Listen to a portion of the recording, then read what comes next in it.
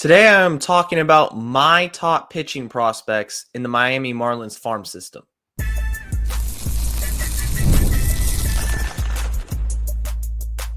You are Locked On Marlins, your daily podcast on the Miami Marlins. Part of the Locked On Podcast Network, your team every day. Welcome to Locked On Marlins. I'm your host, Jeremiah Geiger. You can find me at Jeremiah Geiger2 over on X. And thank you for making Locked On Marlins your first listen of the day. Part of the Locked On Podcast Network, your team every day. Make sure you subscribe to the YouTube channel. Let me know your thoughts in the comments section. Today's episode, I'm going to be talking about my favorite pitching prospects in the farm system. It's not going to be any other rankings out there. It's just my opinion, how I view them, and I've divided them into three tiers. So we have tier one, which is three pitchers who I think are the best of the best and who have the most potential of this group. And then tier two, slightly below that, but can still be productive, and the organization still thinks highly of them. Tier three is going to be two other pitchers, one of whom I think is very underrated, and the other is just very young. So we're going to get into all that, why I think they're listed in the tiers they are, what makes them special. That's all coming up on today's show. Tier one, let's start with that. The first pitcher I want to talk to you about is Thomas White. Thomas White is the number one prospect in the Marlins system. I believe he has the most potential of any of these pitchers, and if everything goes right and he continues to develop at the pace he is, he can be an ace. He can be a number one on a pitching staff. I think he's that good. He was a competitive balance pick in 2023, so he signed well above slot value, comes to the Marlins system out of high school. He's a 6'5" left-hander. He's got a big presence on the mound, especially now that he's adding weight, and the production is there. Split between Jupiter and Beloit last season, and 21 starts across those two levels, 2.8 ERA, 96 innings, 120 strikeouts. And he has the potential at the major league level to have 3+ pitches. His fastball, which reportedly has hit 100 miles an hour this offseason. He sat in the mid-90s last season. As he's still young and continues to add strength, you could see that fastball potentially sit 97, 98. There's room to grow with that fastball, and we were already seeing that this offseason, hitting 100. It's a huge milestone. And then the slider and the changeup. Both are really good secondary offerings. That slider, he throws at a 65% strike clip, so he can pound the zone with it. He feels comfortable about it. You watch his starts, he will throw his secondary offerings with a 3-2 count, with a full count. He has faith in that slider. The changeup is really nasty. It's probably the pitch that is getting him to this ranking because you have three of them. It's not just the fastball and the slider. He has three really good pitches. So this season, I expect him to probably be in Double-A at some point. I don't know if he starts out in High-A again. I don't know if the Marlins organization feels like they have enough, but at the very least, he's at least going to be in Double-A at some point. And in 2026, maybe you see him at some point in the major leagues. I think his progression has been that smooth so far. The second guy I'm going to talk about is Robby Snelling. Robby Snelling is in big league camp with the Marlins right now. He is somebody who, of these three tier one guys, I think is the closest to the major leagues because I think you're going to see him in the Marlins rotation this year. The question is when. The biggest issue for Robby Snelling last year was the velocity. He's a big, strong left-hander, former football player, and the velocity just wasn't there. It was sitting in the low 90s, and he really had to locate it well in order to have success. Luckily for the Marlins, and it's a testament to the offseason program that he's in and his development, his first spring training start, he hit 97 miles per hour right off the bat. So finding a way to establish consistency from a velocity perspective is what Robby Snelling has to focus on, because he's got a really good curveball and he's adding a slider to the repertoire. So the Marlins want to see him throw a slider. He's going to be working on that. And he is somebody who got a taste of AAA last year, most likely starts out in AAA this season, gets some more starts, gets that experience, and eventually gets called up. Because I think the Marlins really like Snelling. He's a non-roster invitee, getting a taste of big league camp, getting that experience, and that's only more development. It's only going to help him in the long run. So what I really liked to see from his first spring training start was that jump in velocity, that he wasn't sitting in the low 90s. He was sitting in the mid 90s and could ramp it up to 97. So that's in the tank. For him, it's all about establishing the velocity consistently and making sure that, he stays healthy, of course, but continues to develop those secondary offerings. The curveball he's really comfortable with. He throws that for a strike a lot, 65% of the time. It's a good pitch.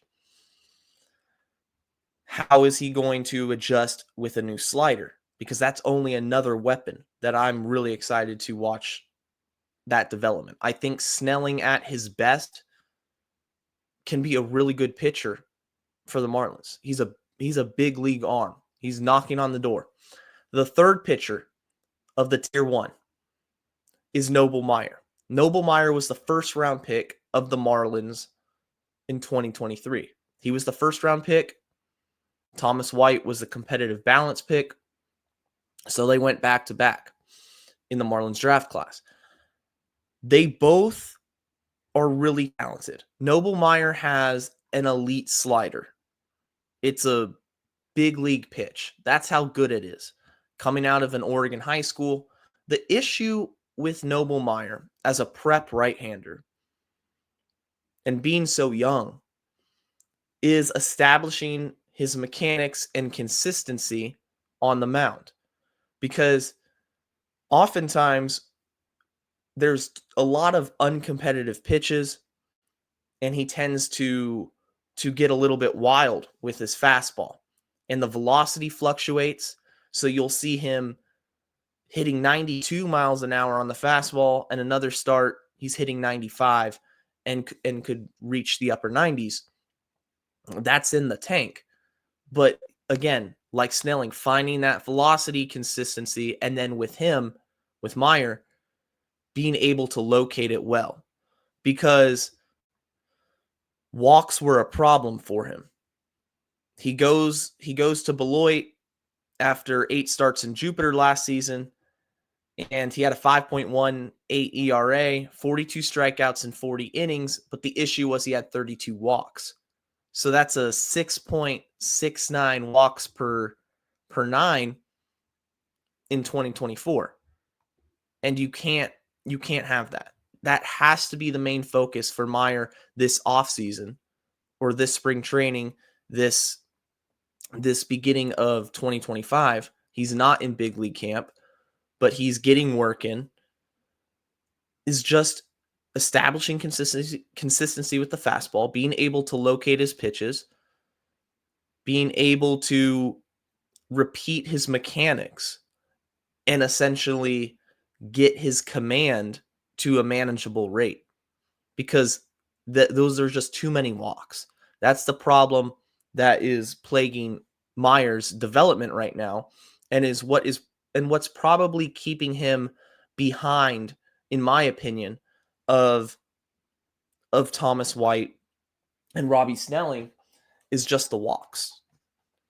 In tier 2 coming up, we're going to talk about two more guys who I think could be productive in the major leagues at some point.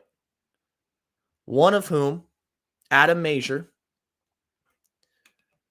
is probably the closest out of anybody to the major leagues in this list. The other is a story of perseverance. He's coming off Tommy John surgery, Dax Fulton. But I still like Fulton, and I still think he has a role on this team at some point in the future. That's coming up next.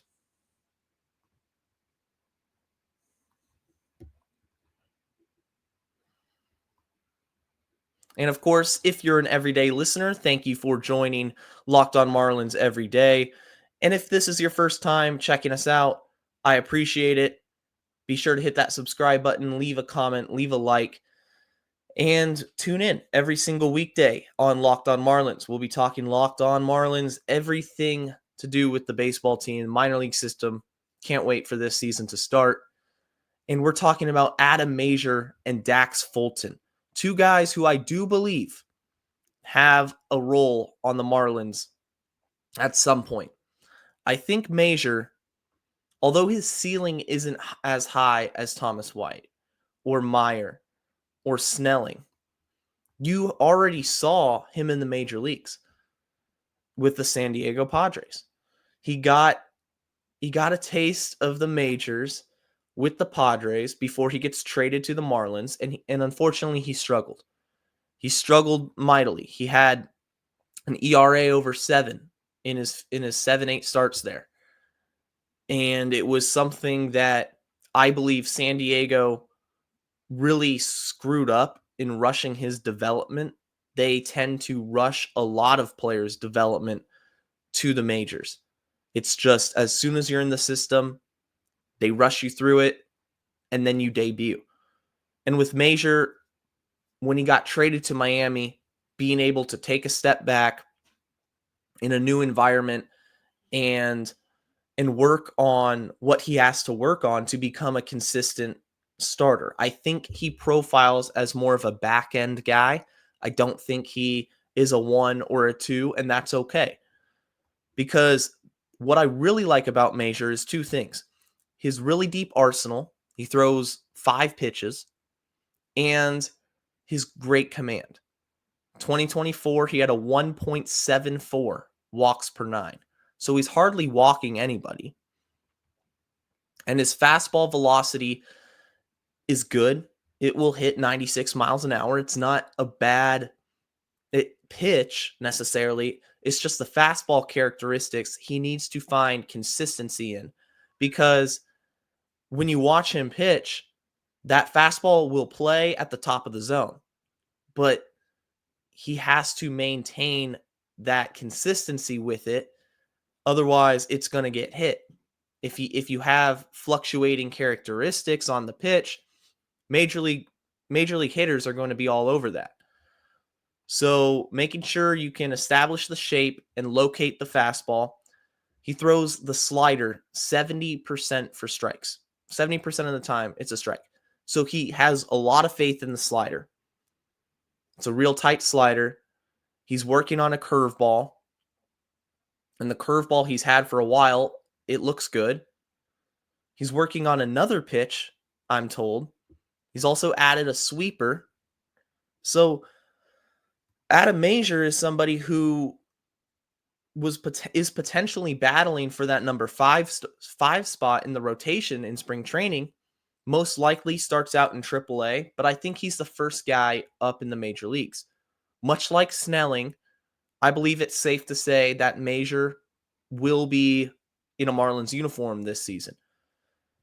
I like what I see out of him in terms of improvement once he came to Miami's system. Miami is one of the best organizations in baseball at developing pitching. And you can see tangible improvement from last season once he became a Marlin and entered their development, just like we saw with Robby Snelling. So he's going to have an opportunity to be up here with the Marlins I don't know when, but I still think he has the potential to be a number 4, to be a number 5, and to get some good innings, especially with that advanced command. If you can locate well and hit your spots and you have breaking balls, your secondary offerings that you feel confident in, and he feels really confident in that slider especially, then that's a good sign. Dax Fulton is a guy who's on the 40-man roster and who's in spring training also, and just came back from Tommy John, his second Tommy John surgery. Now, he is a draft pick from the 2020 class out of an Oklahoma high school. He had Tommy John right around that time when he was a prep arm. So, unfortunately for him, he had to go under the knife again. But when he's healthy, I think the potential is there for him to shoot back up the prospect rankings for the Marlins. I don't know. I think you're going to see him in 2026. I don't think you see him in 2025, but I do think, given that he's on the 40-man roster and given that it's been a couple years, it's going on 2 years since he's had game action, but he's getting reps in spring training and he's going to get reps in the minors. I just like Fulton. I think he's a 6'7" left-hander. He's putting on a lot of strength. It's an intimidating presence on the mound. And the stuff when he was healthy was really intriguing. Mid-90s fastball. He's hitting 95 in his first start back from Tommy John. First game back. He's got a really good curveball. That's been the best pitch so far in his, what got him drafted and what got him noticed within the Marlins system is his ability to throw that curve. And what he's working on this spring training is adding a gyro slider. So we see it with Mazur. Mazur likes that slider. We see it with Dax Fulton. He's trying to add that slider. Robby Snelling's trying to add that slider. So the Marlins really like pitchers who have that slider.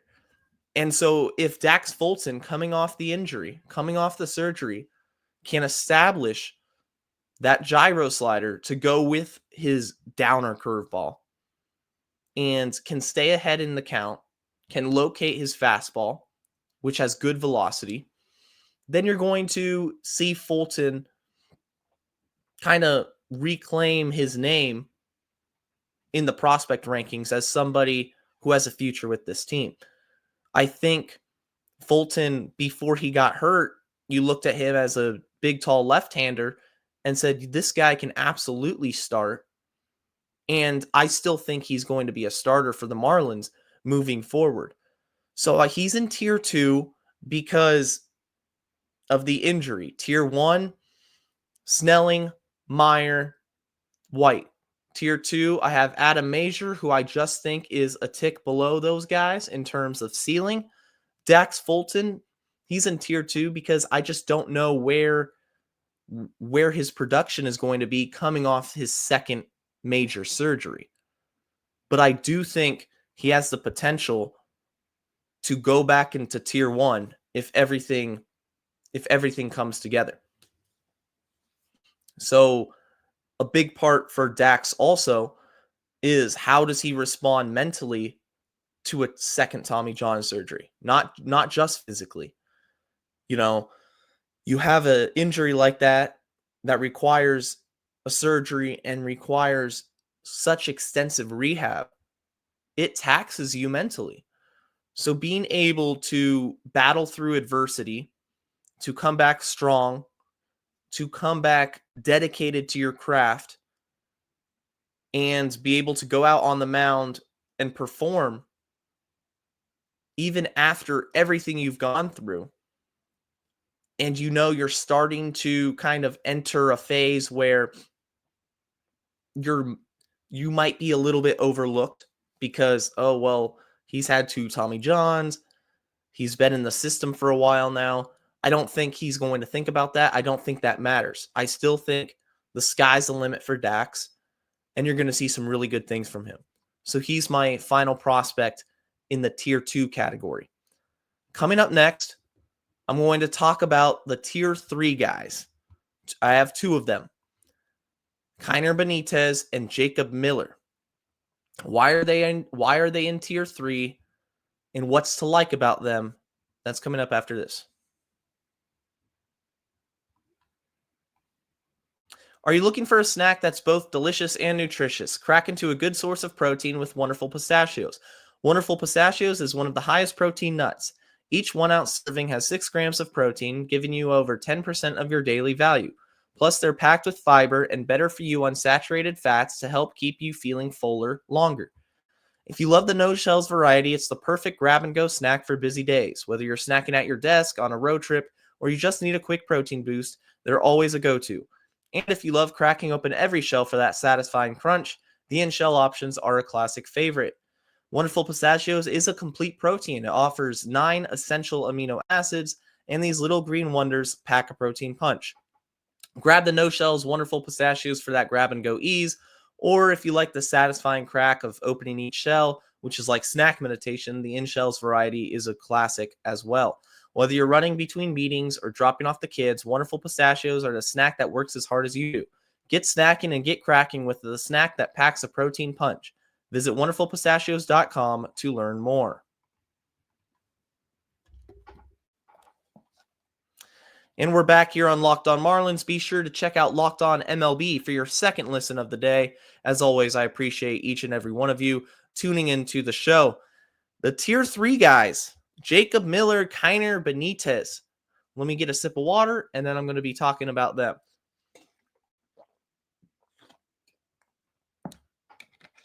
Third segment sip of water right there. Much needed. Keyner Benitez, 18-year-old left-hander. Wow. The youngest guy on this list.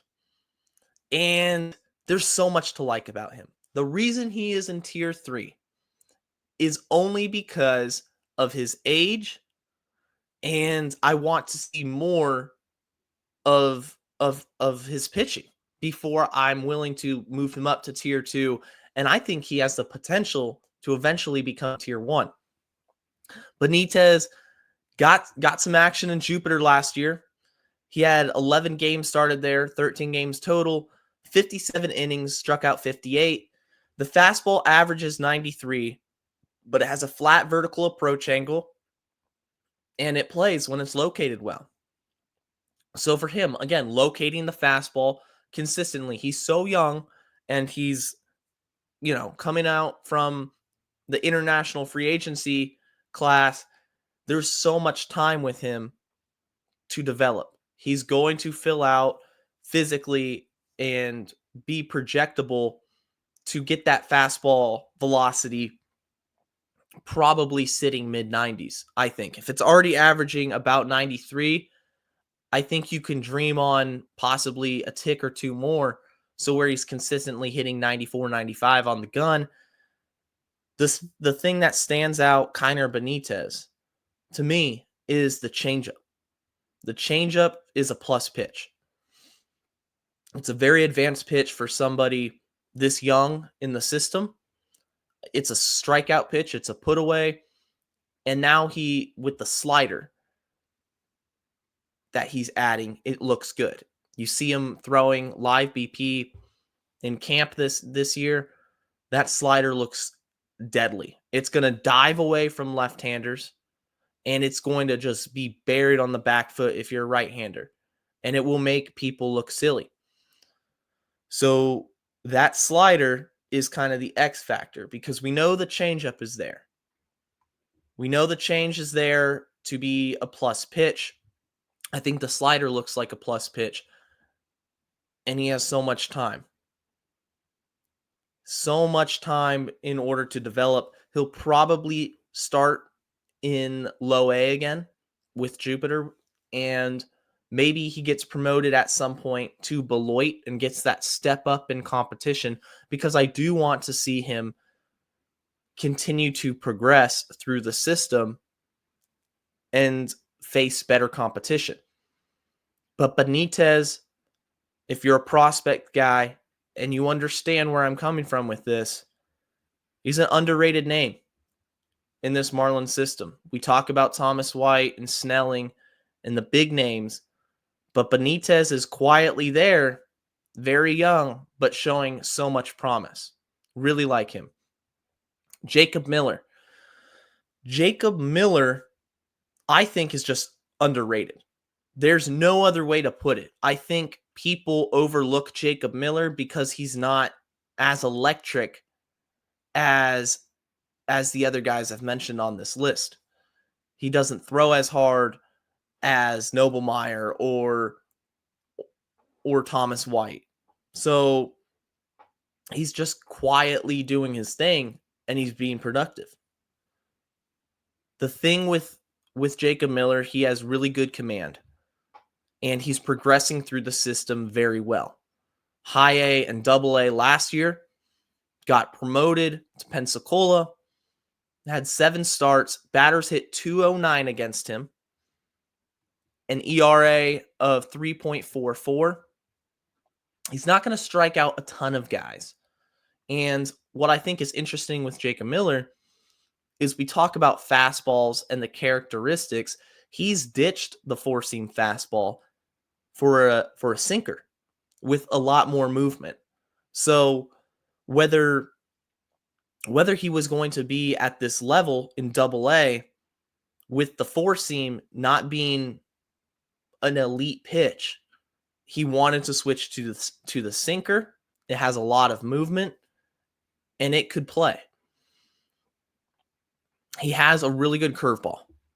You love to see the curve and you love to see the progression through the system.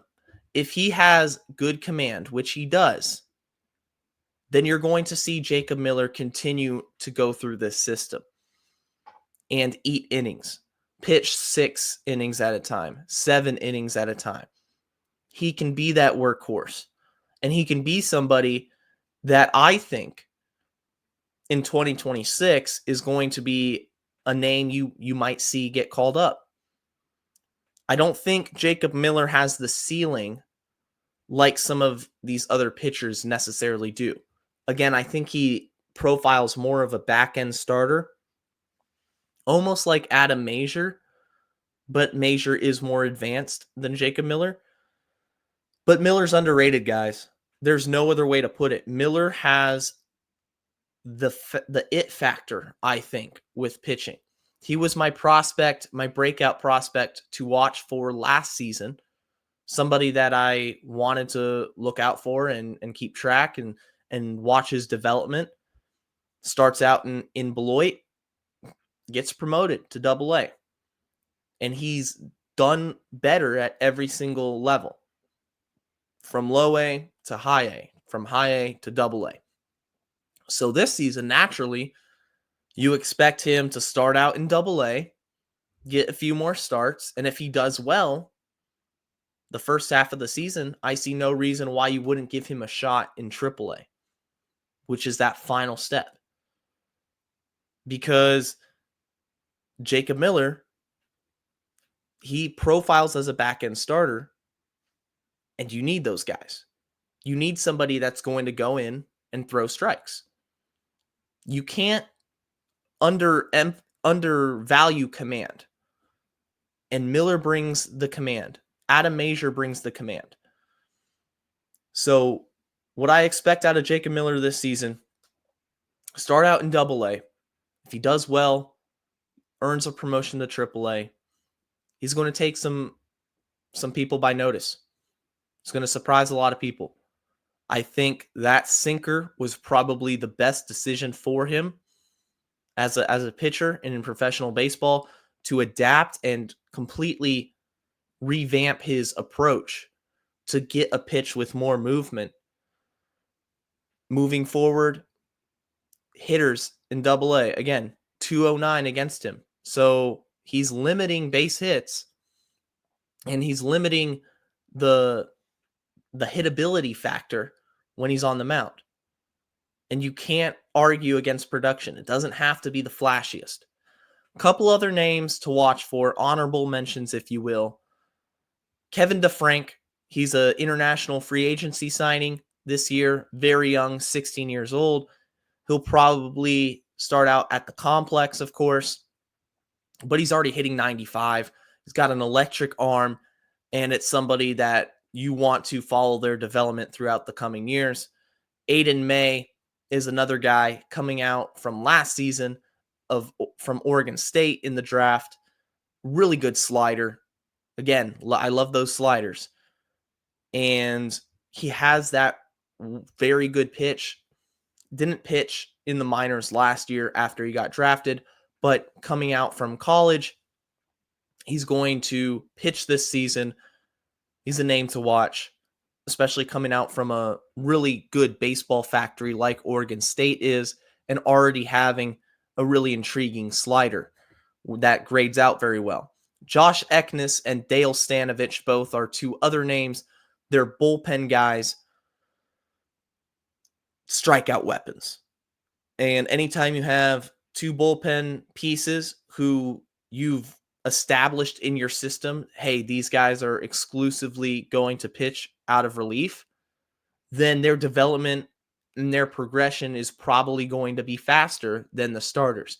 So Eknes and Stanovich, maybe you see them in a Marlins uniform this season. I really like what they bring. I think they're a tough task to ask a hitter to make contact with. Yeah, I love that strikeout stuff that they possess. So those are a few other names to watch. Thank you guys for listening. This is going to do it for today's edition of Locked On Marlins. As always, stay safe. Let me know your thoughts in the comment section, and go fish.